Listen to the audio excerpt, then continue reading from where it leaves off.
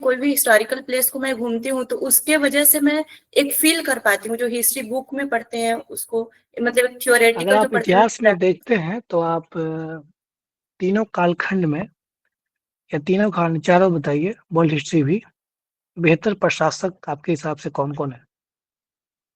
अ, ancient, medieval, modern और world history में।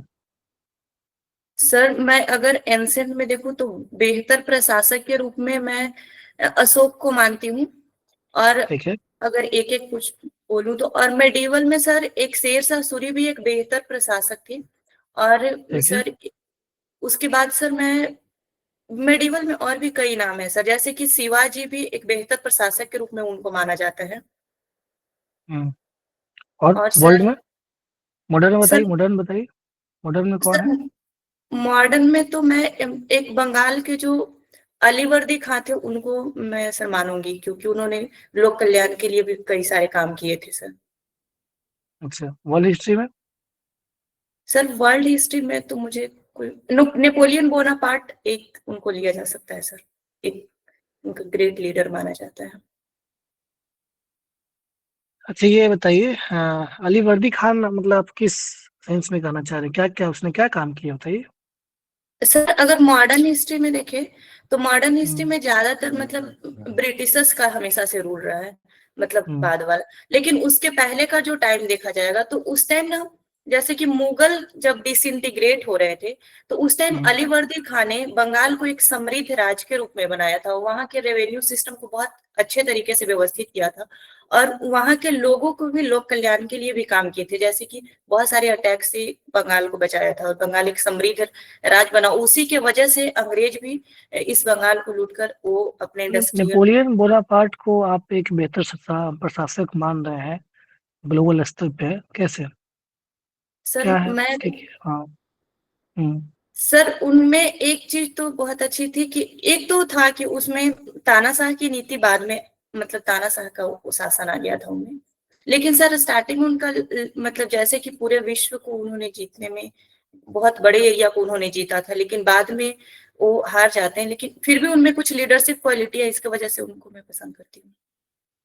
इतिहास में हम जब देखते हैं या आपने इतिहास जो पढ़ा है तो अक्सर देखा जाता है कि एक जो बदलाव की क्रांतियां होती है, चाहे नेपोलियन बोनापार्ट या रशियन रिवॉल्यूशन या अमेरिकन फ्रेंच, जितने भी आप क्रांतियां देखते हैं, तो एक बदलाव के बाद फिर से वही ढर्रे, वही शोषण, वही जो भी वल्नरेबल सेक्शन है उसका शोषण किया जाता है और फिर से वही नीतियां। क्या नहीं लगता है कि हम लोग फिर से वही इतिहास दोहराने लगते हैं?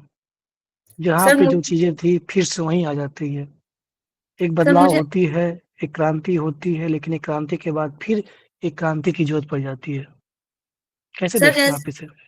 सर मैं तो इसे एक हिस्ट्री को एक सुधार के रूप में देखती हूँ कि जो हिस्ट्री में हमारा बीत चुका है उससे हम कुछ ना कुछ सीखते हैं। और जहां तक रही सर कि हमेशा क्रांति के बाद, तो जैसे कि जो ह्यूमन की, आदमी की जो महत्वाकांक्षा होती है वो काफी बड़ी होती है, जैसे कि एक इक्वालिटी को ही मान ले तो इक्वालिटी जो एंशिएंट टाइम में, मेडिवल टाइम में, मॉडर्न टाइम में, और आज की जो इक्वालिटी का कॉन्सेप्ट है सर, वो हमेशा एक डायनेमिक कॉन्सेप्ट रहता है। तो हमेशा जो मानव की महत्वाकांक्षा होती है वो नेक्स्ट स्टेप बढ़ने की होती है सर।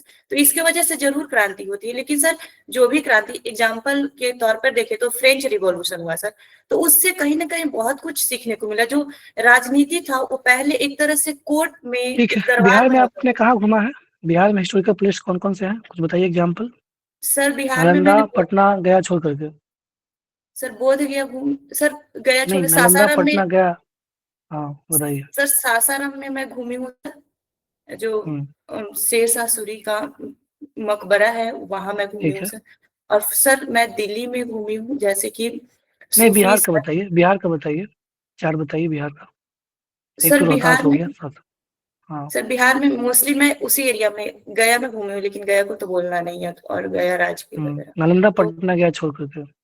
सर मैं तो उसके बाद सर एक औरंगाबाद में एक देव में टेम्पल है, सूर्य टेम्पल, तो वहां पास भी गई हूँ सर। और सासाराम में और गई हूँ, बिहार में। हिस्टोरिकल प्लेस ठीक है, और कोई? सर मतलब ऐसे ट्रेवलिंग में सर। आपकी हॉबी है travelling, historical places, that's why I am asking. Sir उसके बाद बिहार में और कहीं नहीं घूमे सर, और ठीक जैसे है, कि ओके। गया में कहीं नहीं घूमे। सुजीत सर।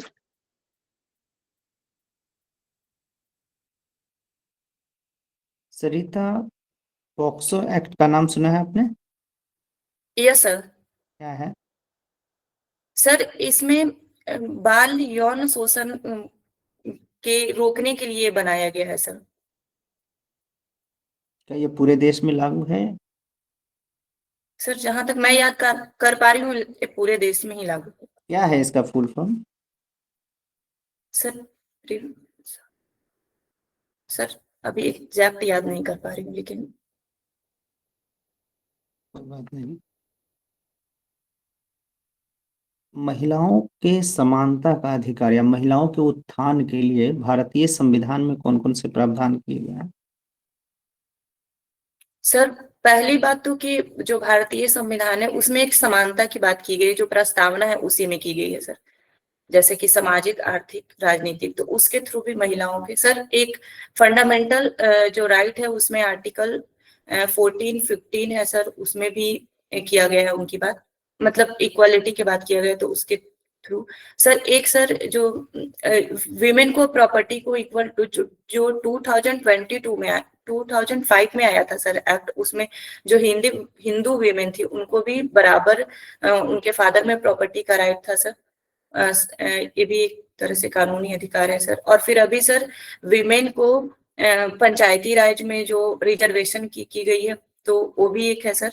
सर अभी एक नारी वंदन योजना जो आई है उसमें लोकसभा और विधानसभा में रिजर्वेशन से रिलेटेड बात की गई है सर, वो भी एक है सर। मैं सर अभी इतना ही याद कर पा रही हूँ। माननीय मुख्यमंत्री जो वर्तमान में है, नीतीश कुमार जी, महिलाओं के संदर्भ में ऐसा कहा जा रहा है कि महिलाओं के लिए वो तो एक मतलब वरदान के रूप में है। ऐसा उन्होंने क्या-क्या काम किया है जो आपको इन्फ्लुएंस करता है, प्रभावित करता है? सर पहली बात तो कि बिहार में महिलाओं की सुरक्षा से संबंधित जो पहले मुद्दे थे वो उसको बहुत हद तक वो कम हुआ है, अब महिलाएं बहुत हद तक सुरक्षित है। और इसके अलावा सर कई योजनाएं भी चलाई है उन्होंने, जैसे कि एक महिला उत्थान योजना है सर, उसमें 0 से लेकर जो स्नातक होने तक महिलाओं को जो प्रोत्साहन दी जाती है उसके बारे में है सर। सर उसके बाद जो स्कूल में पढ़ने के लिए जो महिलाएं और लड़की हैं उनके लिए सर साइकिल योजना, मुख्यमंत्री साइकिल योजना, मुख्यमंत्री पोशाक योजना दिया जा रहा है सर। अगर हम सिविल सर्विस या फिर अन्य कई प्रतियोगी परीक्षा के प्रारंभिक स्तर को अगर पार करते हैं तो उसके लिए सिविल सेवा प्रोत्साहन योजना की बात की गई है सर। और इसके अलावा सर जैसे कि 2006 में जो पंचायती राज अधिनियम आया उसमें 50% महिलाओं को रिजर्वेशन दिया गया सर। फिर जो महिला की नौकरी में, सरकारी नौकरी में 35% का रिजर्वेशन दिया गया सर। और फिर इंजीनियरिंग, मेडिकल और स्पोर्ट्स यूनिवर्सिटी में महिलाओं को 35% के साथ रिजर्वेशन दिया गया, 33% के सर। सर और भी कई योजनाएं उन्होंने चलाई है जिसकी वजह से महिलाएं सशक्त हुई हैं। ठीक है, Aditya sir. Sir thank you. Sarita, आपने बताया कि हिस्ट्री जो है उससे आपने ग्रेजुएशन भी किया, फिर मास्टर्स भी किया, हॉबी में भी वही है। ये बताइए कि हाल फिलहाल में बहुत सारी ऐसी मूवीज आई हैं जो कहीं ना कहीं इतिहास पे बेस्ड हैं, ठीक है? ऐसी 5 किन्हीं मूवीज का नाम बताइए जो ऐतिहासिक घटनाओं से प्रेरित हैं। सर एक तो पद्मावत आई थी, तो वो हिस्ट्री से प्रभावित थी सर। और सर एक कोई साउथ में मूवी आई थी सर, वो भी प्रभावित थी, लेकिन मुझे याद नहीं आ रहा है अभी ठीक है, और बताइए। सर। और तो अभी एक आ रही है सर हक, जो कहीं ना कहीं हिस्ट्री से ही रिलेटेड है, वो ट्रिपल तलाक जो था उससे रिलेटेड है सर, तो वो भी हिस्ट्री से ही उसको रिलेट किया जा सकता है सर। और अभी मैं याद नहीं कर पा रही हूँ अच्छा, ठीक है। सर। एक और आ रही है मूवी, उसमें जो चाइना के साथ जो रेजांग ला वॉर हुआ था 1962 में, उसमें जो वीर सैनिक शहीद हुए थे मुगले वो भी। आजम पता है क्या आपको? मुगले आजम मुगले आजम, यस सर। किस किस शासक के ऊपर था वो फिल्म? सर ये बेसिकली जो जहांगीर थे उनकी, और उनकी जो एक अनारकली थी उनकी एक तरह से प्रेम कथा है, और इसमें दिखाया गया है सर। ये जो नाम है मुगले आजम, ये किस किस राजा को संदर्भित किया गया इस नाम से? अकबर को सर। तो इसका मुख्य पात्र अकबर हुआ कि सलीम हुआ? सर सलीम तो आपने मुख्य पात्र आपने उसमें देखा है। है, आपने वो फिल्म देखी है? ये सर मैंने वो फिल्म देखी है। कौन है उसके डायरेक्टर, कौन है? सॉरी सर, मैं भी डायरेक्टर को तो याद नहीं कर पा रही हूँ। ओके, इसमें एक्टर के बारे में पता है सर, ठीक, कोई नहीं। एक्ट्रेस। ये बताइए कि बहुत सारे इतिहासकारों ने जो मध्यकाल का इतिहास लिखा है, तो उसमें जो इस्लाम का जो कहते हैं कि जन्म हुआ है, ठीक है, और जब वो इस्लाम भारत की तरफ आया है तो इस्लाम का भी भारतीयकरण हो गया है, ठीक है। बहुत सारे इतिहासकारों ने इसके बारे में लिखा है। आप कुछ बिंदुओं में बता सकती हैं कि किस प्रकार से इस्लाम का भारतीयकरण हुआ है? क्या क्या चेंजेस आए हैं इस्लाम को भारत में आने के बाद? सर इसमें 2-3 पॉइंट मैं बोलना चाहूंगी। सर फर्स्ट तो जो इस्लाम अरब से अलग अलग कंट्री में आया, तो भारत में भी जब आया तो सर इस्लाम जो भारत में आया वो प्योर फॉर्म में न रहकर एक यहाँ की भी संस्कृति से मिला जुला रहा। जैसे कि अगर आर्किटेक्चर की बात करें सर, तो वो इंडो इस्लामिक आर्किटेक्चर इंडिया में जो भी बनी सर, वो पूर्ण रूप ठीक से है। इस्लामिक आर्किटेक्चर नहीं थी सर। एक पॉइंट हुई।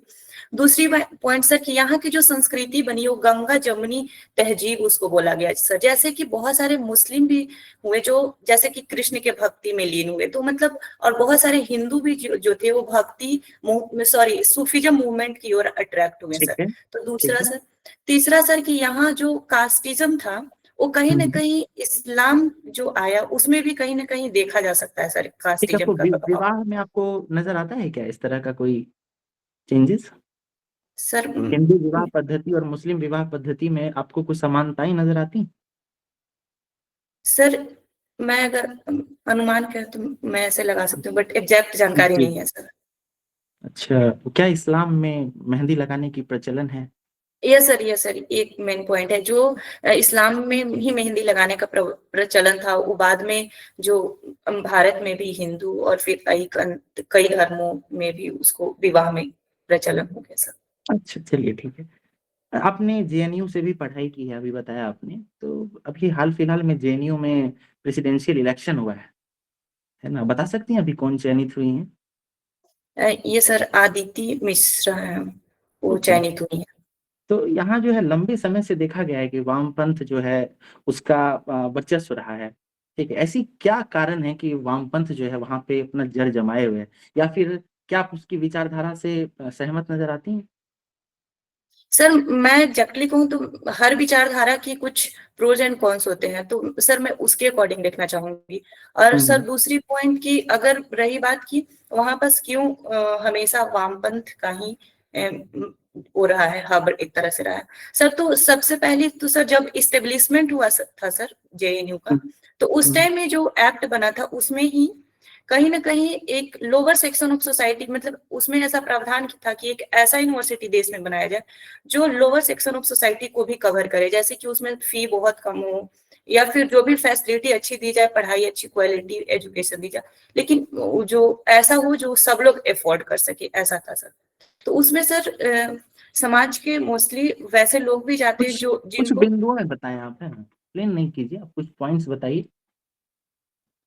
सर मुझे लगता है कि अभी भी जो साउथ इंडिया में है वो वामपंथी जो पार्टी है वहां पास उसका वर्चस्व ज्यादा है सर। तो मोस्टली हमें लगता है कि साउथ इंडियन स्टूडेंट मोस्टली इस अच्छा, विचारधारा ठीक है, को ठीक है। सपोर्ट करते हैं ठीक सर। है।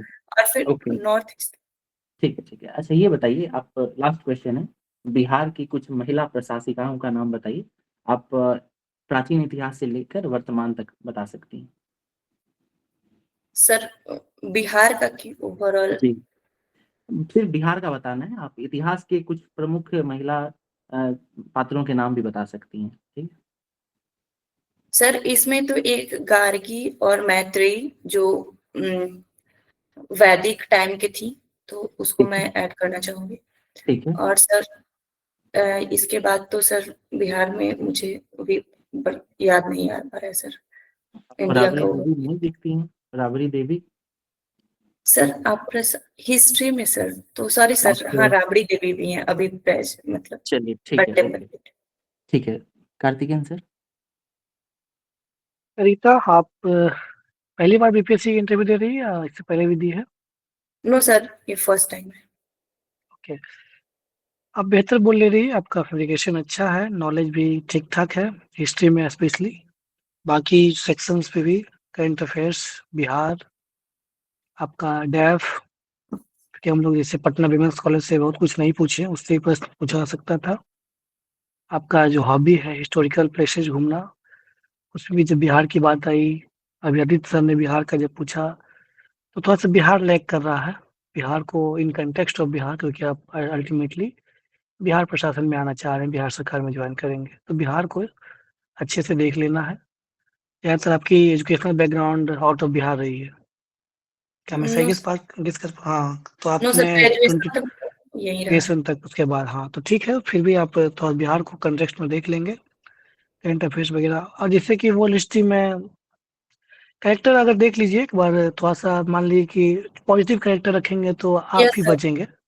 जैसे कि जैसे सर कि मैं रशियन पॉजिटिव रिवॉल्यूशन में अमेरिकन से ले सकती थी हाँ, सर। फ्रैंकलिन डी रूज़वेल्ट थे, है ना? उन्होंने ग्रेट डिक्रिप्शन इकोनॉमिक पॉलिसी लाई थी, उसमें न्यू डील पॉलिसी था उनका, उस तरह का, या आप मान लीजिए अच्छे हाँ, ठीक है, फ्रेंच में, तो ऐसा ले तो कि पॉजिटिव हो, नेगेटिव कम उसमें विवाद बचे। बाकी अच्छा है, बेहतर तैयारी है, उसको कंटिन्यू रखना है, बिहार पढ़ना है, करंट अफेयर्स पढ़ना है। आप एक वेल डिजर्विंग कैंडिडेट हैं, all the best. Thank you sir. Please sir.